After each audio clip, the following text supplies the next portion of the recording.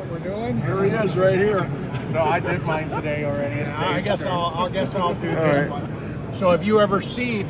First off, have you ever seen our product before? No, I never seen your Don't know product. anything about it. Don't know anything about it. Your Okay. Photonic Cleaning Technologies.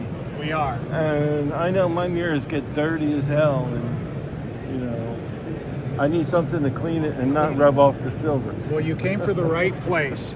Okay. So our product that we manufacture is called First Contact Polymer, and it's a liquid blend of polymers and solvents that you can pour onto a mirror surface and spread it out or spray it on if it's something big.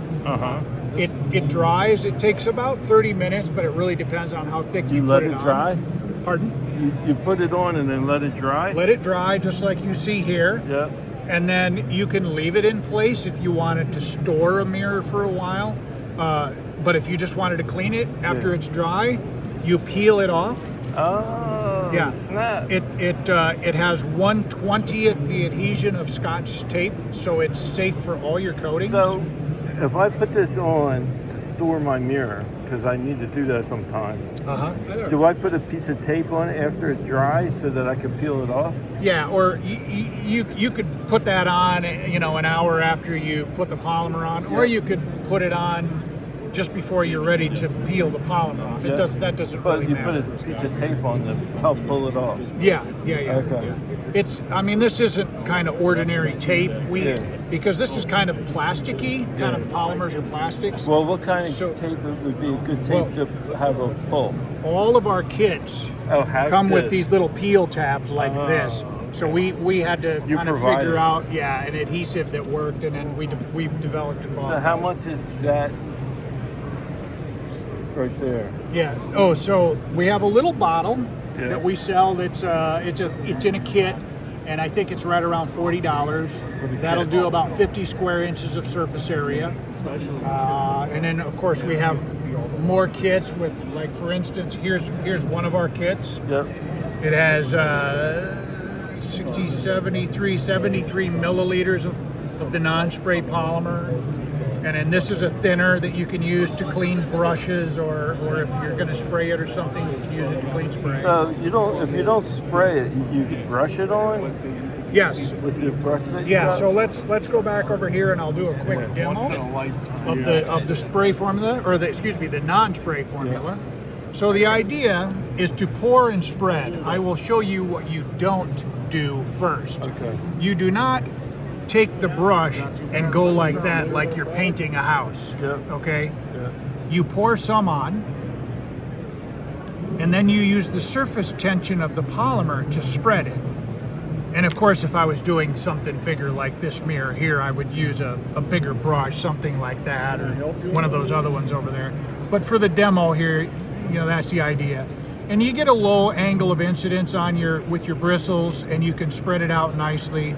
So the idea is that you're not dragging contaminants across your surface and potentially creating scratches. Do That's I the idea. run this under water first, the mirror first? No, there's no need to pre-clean. Okay. Yeah. So generally, I will say that if you have water spots, if you know you have water spots on your mirror or something, then we have a two-step cleaning process where you use this material here. Yeah. This is a water spot pre-treatment. Yeah. And this will break down water-based contaminations. And with that treatment, how do you apply that with the fabric? It's just a sprayer. You spray it on. Do I have something here? Well, You spray it on and do what?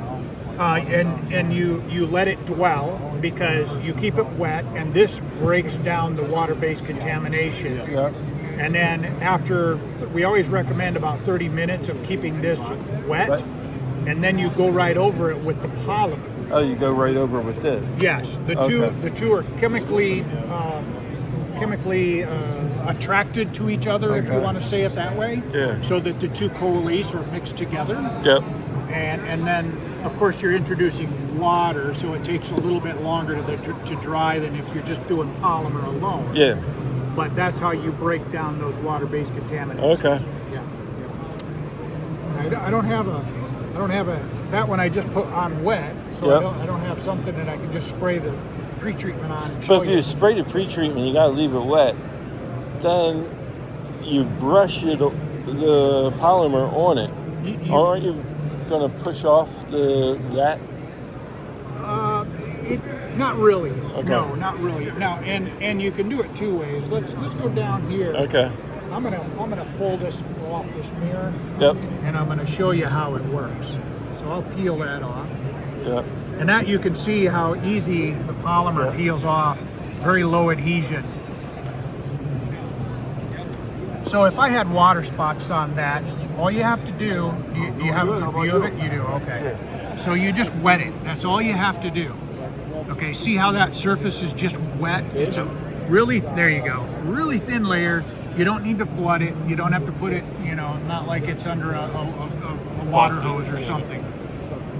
And then you just keep it wet for about 30 minutes. That's sometimes the stuff might break down in 5. Sometimes it might take longer, but it seems like 30 minutes is a good starting point. Oh, yeah. Yeah. So we're going to pretend now that 30 minutes has passed. And I'm going to go over it with spray polymer now. This is our spray formula. I got Did it you in have to put the thinner in that to be able to spray it? No, because we make the spray formula and non-spray formula, and we provide them like that. So this is and it's So when I buy it, if I know I want to spray it, I have to buy the spray formula. Right. Okay. Yep.